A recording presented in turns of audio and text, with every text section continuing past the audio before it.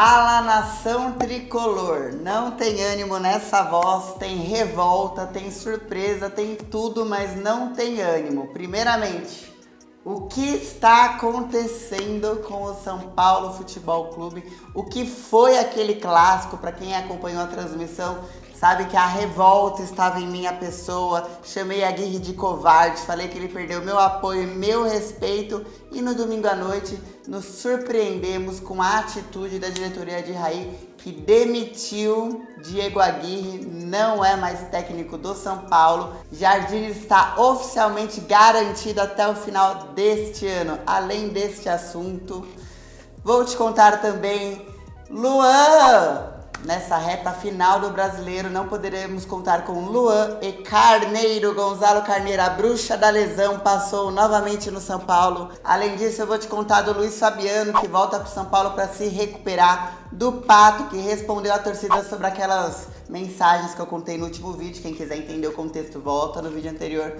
Vou te contar do Gabigol. Lembra que eu falei no último vídeo que o São Paulo deu uma sondada, que estava no final de empréstimo com o Santos? São Paulo conheceu o salário do Gabigol. E aí agora ele já deu uma desistida, mas eu vou te contar os detalhes. Antes do Aguirre, do técnico, virar a pauta, a nossa pauta era goleiro. São Paulo foi atrás de um terceiro nome, um nome que viria de graça, um nome que tem tudo para ser o nome de 2019. Tem uma idade aí, 37 anos, e é um goleiro rival em final de contrato. Te conto no decorrer do vídeo quem é esse terceiro nome que o São Paulo já entrou em contato. E o São Paulo atravessou, na semana passada, antes de demitir o Aguirre, o São Paulo atravessou o Flamengo e deu uma ligada lá para Abel Braga para saber qual é que é a situação. Quer dizer, já estava pensando em demitir, né? E antes disso tudo acontecer, o Nenê já tava de biquinho porque ele tava comendo banco. Entrou contra o Clássico, mas ele tava de biquinho. Aí o Lugano veio aqui para todo mundo publicamente e comentou essa situação. Tô falando disso porque a galera tá pesando agora na do Nenê depois que o Aguirre foi mandado embora. Eu vou explicar tudo isso pra vocês mais pra frente. Vou falar do metrô, que já pode usar para os jogos. Vou falar rapidamente do Grêmio, vou falar rapidamente do Clássico. Enfim, esse é um vídeo que eu vou falar de notícias. Vai ter um outro vídeo que eu só vou falar de técnico, porque tem muita coisa pra falar desse negócio do Aguirre. Então nesse eu vou frisar nas principais notícias da semana, isso tudo que eu te contei. E no outro a gente só vai falar de técnico, beleza? Antes, você já sabe o que eu vou pedir pra você deixar um like aqui embaixo, se inscrever no canal, tá perto de 100 mil. Agradeço a todos vocês que estiveram comigo ao vivo no último sábado. Quinta-feira estamos de novo ao vivo aí em São Paulo e Grêmio. Quem não for no Morumbi, aliás, vão ao Morumbi apoiar o Jardine que ele precisa. Quem não for no Morumbi, estaremos ao vivo aqui às 7h30 da noite, beleza? Então, também aí nos comentários, eu vou deixando as enquetes e vocês vão comigo interagindo. Permanece aí que eu vou falando as notícias.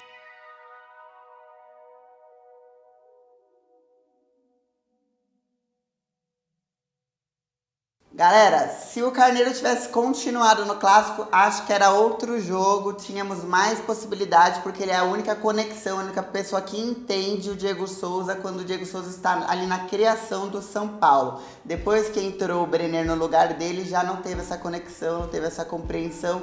Acabou o meio do São Paulo, não criava nada, acabou. Pois é, no primeiro tempo do Clássico, o Carneiro sentiu dores e saiu. É uma nova lesão, não é aquela lombalgia que deixou ele fora dos gramados durante o primeiro semestre para quase do ano, quase os 2 semestres inteiros do ano, né? E depois ele veio voltando com o ritmo de jogo, enfim. É uma nova lesão, estiramento no posterior da coxa direita, passou por ressonância magnética hoje, segunda-feira, e vai ficar lá no Refis do São Paulo fazendo tratamento fisioterápico em período integral, de manhã e de tarde, de manhã e de tarde. Pelo menos 3 semanas fora. Ou seja, já não joga contra o Grêmio na quinta, já não joga no domingo, na semana que vem também não deve jogar. 3 semaninhas fora. A bruxinha da lesão passou aqui no São Paulo, pegou o Rojas, pegou o Carneiro e pegou o Luan. Pois é, o Luan também. Vocês lembram que ele tinha saído já no último jogo? Aí eu falei, gente, provavelmente não preocupa, é só uma entorse, mas vai passar por exames médicos. Pois é, essa entorse aí também está no Refis, também está fazendo tratamento integral de manhã, de tarde e deve ficar aí até o final de novembro se tratando. Então, Luan é baixa e Carneiro é baixa nessa reta final, nesses 5 jogos finais do Brasileirão. Ei, que fase boa, hein, São Paulo? O que está acontecendo? Fala pra mim, ninguém entende. O Pato falou que queria voltar pro futebol brasileiro e estava atrás de um patrocinador que fornecesse material esportivo para ele. E aí esse patrocinador podia ajudá-lo financeiramente falando a vir para o São Paulo, que ele ia tentar rescindir o contrato dele lá na China, que ele tem ainda mais um ano, até dezembro de 2019 ele tem contrato. E aí ele anunciou isso, aí todo mundo ficou, ai caramba, para onde que ele vai? Aqui no Brasil, o São Paulo é um dos favoritos para o retorno dele, até pela identidade, ele gosta de provocar o Corinthians, enfim. Daí ele foi lá na foto do Hudson e falou, ó, mano, daqui a pouco tamo junto. E o Hudson falou, beleza, mano, tô te esperando aqui. E aí ficou todo mundo, caramba, o Pato daqui a pouco tamo junto, será que ele vai vir pra cá? O que é e tal. E daí ele foi nas redes sociais e ele explicou que não, que ele tava vindo pro Brasil, que ele ia vir jantar com o Hudson, que não sei o que os dois são brothers e tal. Só que depois ele veio no Twitter dele, que ele gosta de causar. Pato, vou falar com você depois. E falou assim, olha, é bem isso, abre aspas, diz Pato, abre aspas. Eu não disse que eu não vou pro São Paulo, que eu não vou pro Brasil. Eu também não disse que eu não vou pra Europa. E também não disse que eu não vou ficar na China. Então você não disse nada. Por favor, Pato, pare de nos iludir e brincar com nossos corações. Nós já tivemos um ano muito ilusório. Nos iludimos com a Aguirre lá nas quartas de finais, semifinal do Paulista. Nos iludimos agora no Brasileiro. Nos iludimos agora nos últimos clássicos. Pare de nos iludir. Toda a janela vem o Calheri nos iludir. A gente não quer mais ser essa torcida da ilusão, beleza? Só aparece quando você for vir. Se não for vir, pô, meu, torce, mas não ilude a gente. Beleza? Tranquilo. Final essa do Pato. Agora eu vou falar da estação São Paulo Morumbi. Já tá funcionando desde sábado em horário normal, igual todos os metrôs. Abre 4h40 da manhã, fecha meia-noite, só no sábado que vai até 1 da manhã. Então quem quiser vir assistir São Paulo e Grêmio no Morumbi quinta-feira às 7h30 da noite, pode vir de metrô, fica 1,5 km de caminhada. Normalmente em dia de jogo fica uma vanzinha lá que o pessoal cobra 2 contos ainda pra trazer esse 1,5 km. O pessoal que é mais preguiçoso, não quer ir vir a pé, né, dar uma andadinha e tal. Mas eu venho andando, tem uns pernil, uns sanduichinhos aí no meio do caminho. É legal, você vê o ônibus passando. A torcida não tá muito animada, mas faz festa sempre, porque a torcida é legal. É legal, vem de metrô que dá pra vir agora. Vai ter metrô pra saída do jogo também, vai estar aberto funcionando. Gente, Luiz Fabiano voltará para o São Paulo, não para jogar, pelo menos essa não é notícia por enquanto, né? Já deixo a enquete. Será? Você gostaria que o Luiz Fabiano se aposentasse aqui, encerrasse sua carreira aqui no São Paulo? Bom, ele voltará para o São Paulo, ele estava fora do país, viajando, se tratando. Ele operou o joelho no ano passado, não sei se vocês lembram. Aí ele até se tratou aqui um tempo no Refis do São Paulo, aí todo mundo ficou pedindo pro Leco pra trazer o Luiz Fabiano de volta e não sei o que. Depois ele ficou um tempo lá na Ponte Preta, se tratou por lá, e aí ele foi pra fora do país. Agora ele volta pro Refis do São Paulo e vai ficar se tratando. Os planos dele, que não joga desde novembro de 2017, é encerrar a carreira em 2019. Ele quer voltar aos gramados ano que vem, quer atuar por pelo menos mais um semestre e encerrar a carreira. Não falou onde, a Macaca é a favorita. São Paulo também é aquele time do coração, que fica ali, né? Mas tinha aquele plano de ser na Macaca, que ele começou lá, terminaria lá. O São Paulo fica ali, né, de segundo plano, talvez, aquela namorada com a torcida. Mas ele ainda tem que se recuperar. Eu acho que isso aí é uma outra história. Primeiro se recupera, treina bem, tá correndo, tem ritmo de jogo. Depois a gente conversa se encerra a carreira por aqui ou não. Mas a notícia é essa. Já lembrando que ele encontrou o Andrés Sanches, sim, o presidente do Corinthians, e o Andrés perguntou pra ele, você não tá machucado? Vem pro Corinthians, se trata lá com a gente. E ele falou, não, muito obrigado. Lembrando que o Andrés, inclusive, deu uma oferta pra ele. Se trata com a gente, fica com a gente em 2019. Ele levou na brincadeira, gentilmente, e negou o Corinthians. Pelo menos um que honra, né? Porque quando tava com a torcida, quando tava com o manto do São Paulo, dava drible da vaca no Cássio, virava jogo. Era assim que eu gostava de ver os clássicos, viu? Vou te contar. Gabigol, pra vocês não disserem que a Laila bebe. A Laila vem, fala de uns nomes nada a ver e depois some os nomes que a Laila fala. Vamos falar do Gabigol. O São Paulo foi entender qual é a situação contratual do Gabigol com o Santos. E agora eu vou te explicar os detalhes. O Gabigol ganha 50 mil de salário apenas do Santos. Outros 450 mil são pagados ainda pela Inter. E outros 500 mil ele abriu mão de receber para voltar a atuar no futebol brasileiro este ano. Você fez as contas aí, meu amigo? Pois é, ele ganha aí na faixa de quase 1 milhão por mês de salário. Esse é o salário de Gabigol. E você sabe que o teto do salário aqui, o teto salarial do São Paulo é coisa séria. A única pessoa que já ultrapassou o teto do salário aqui no São Paulo foi o Rogério Ceni e também uma época o próprio Luiz Fabiano, que eu dei uma notícia um pouquinho atrás. Gabigol não viria, não faz o perfil. O São Paulo é aquele clube tradicional e tal, faz as coisas direitinho, não é aquele cara, não é aquele clube que vai fazer tipo uma loucura financeira para trazer um Gabigol e ainda trazer tipo uma rixa de vestiário, porque não fez pelos outros, vai fazer por esse. Então, já arriscou o Gabigol, eu não digo que não pode acontecer, porque vai que ele abre mão de salário e tal, mas digo que o São Paulo não pagará esse salário para ter Gabigol, beleza? Galera, eu falei que eu ia contar pra vocês quem era o terceiro goleiro que o São Paulo tinha entrado em contato.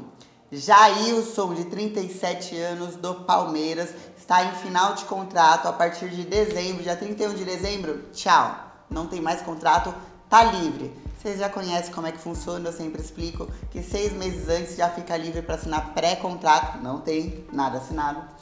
Mas por ser uma negociação que é de graça, interessa muito ao São Paulo. Por ter 37 anos e já ter uma experiência, interessa ao São Paulo.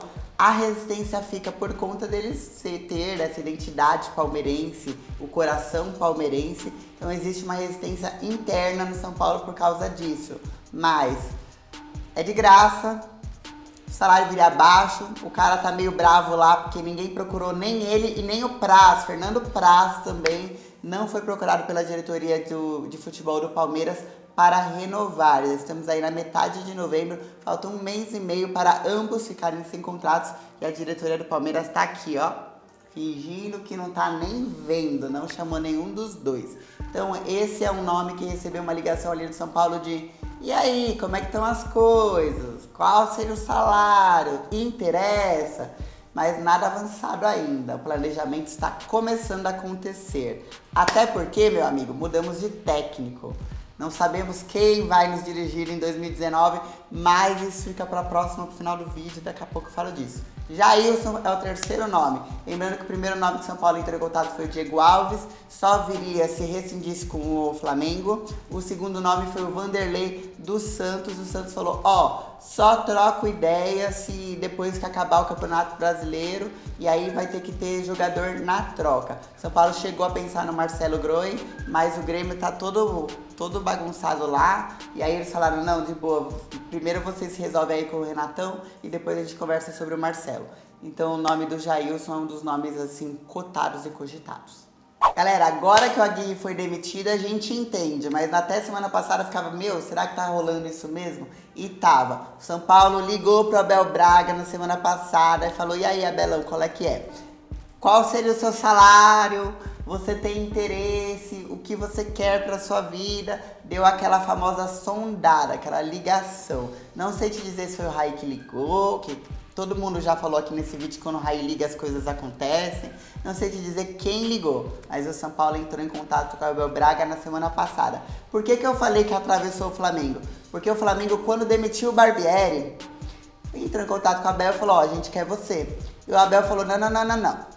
Eu só vou assumir um clube a partir de janeiro de 2019. Eu quero pegar o clube que eu assumi do planejamento, fazer a janela e pum, começar na intertemporada e pá. E ele tá certo. Porque quando o técnico pega na metade do Campeonato Brasileiro, pega com a torcida cheia de pressão, a diretoria em rixa, o vestiário rixado, é terrível. Então ele tá certo nesse ponto de vista aí. E o São Paulo ouviu a mesma coisa. Ouviu, ó, a partir de janeiro a gente conversa, quem tiver que entrar, entra agora, assume. Eu só estou livre a partir de janeiro. E aí o Flamengo ainda tá naquela namorada, vamos pegar o Abel, não vamos pegar o Abel. E o São Paulo também tá nessa de vamos ou não vamos. Ambos com interinos, com apostas.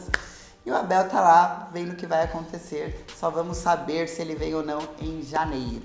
Gente, o Nenê ficou bravíssimo que tava comendo banco, não esconde isso de ninguém, deu entrevista, falou horrores, a gente falou disso no último vídeo, e aí ele ficou com o apelido de Biquinho.